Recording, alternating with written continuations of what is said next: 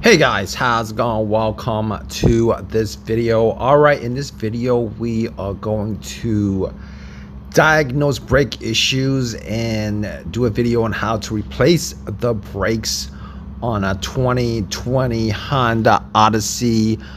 These are rear brakes. They are electric brakes. So if you guys have this car and you guys want to know whether your brakes need to be changed or not, first of all, I would like to tell you guys that you guys could actually see the brake pads from the side of this wheel just to see how much padding you have left. However, you probably would have to have some perspective on how much padding is left on new brakes to know how much you have left. So you probably would have some mechanical knowledge to actually do that. Secondly, you guys would probably know whether you need brakes if you guys have some screeching sound coming from. It's really kind of hard to figure out where screeching sound is coming from, but if you hear screeching sound, you probably will know that your brakes probably need to be changed, because these brake pads actually have a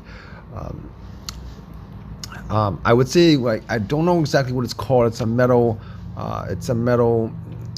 guard that actually hits the rotor at a certain point where the brakes are very, very low.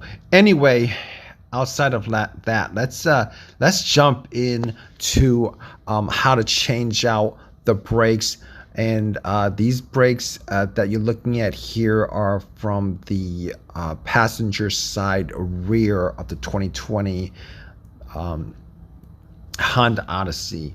So basically, as you guys can see, there are two screws for the caliper, and those screws are 13 millimeters. 13, what is it? 13 is it's a 13 wrench that you guys would want to use.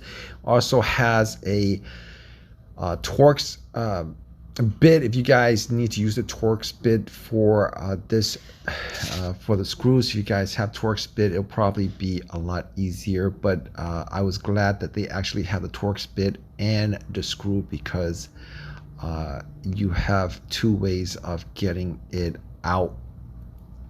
All right, so it's a 13 millimeters. You guys can see there's a picture of the wrench there, 13 millimeters. And as far as the brake pads are concerned, once you take those bolts off, the caliper comes off. Now, sometimes it doesn't come off easily. You might need a screwdriver to pry it off, but those bolts are the only thing holding the calipers onto the bracket. And as you guys can see, these brake pads actually need to be changed out. All right, so let's move on to the other part, as far as the electric part of the caliper. All right, so there are, well, depending on which car you have, there are different ways of actually getting the calipers to retract, but you would have to, some vehicles you would have, they have an electronic assist where you gotta put it into accessory mode and it retracts the electrical calipers. Some vehicles you would actually need some kind of OBD2 to specifically retract the calipers.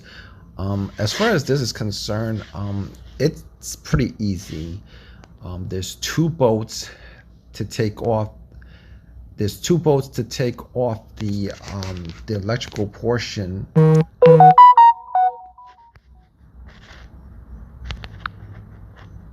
There's two bolts to take off the electrical motor. They're Torx bolts. As you guys can see, what the Torx bit is, I think it's a 30T. And you guys can take once those two bolts come off the caliper, the electrical motor of the caliper comes off. There is a rubber bushing, a rubber gasket, as you guys can see on there, but you guys could just pop that off. Once you pop it off, what you guys want to do is you guys want to use I don't know, like if you guys can see what socket that is as far as the bit, the Torx bit, but you would just um just roll it, you know, just turn it like clockwise until you guys can't turn anymore, and after which you guys would actually just use a brake caliper,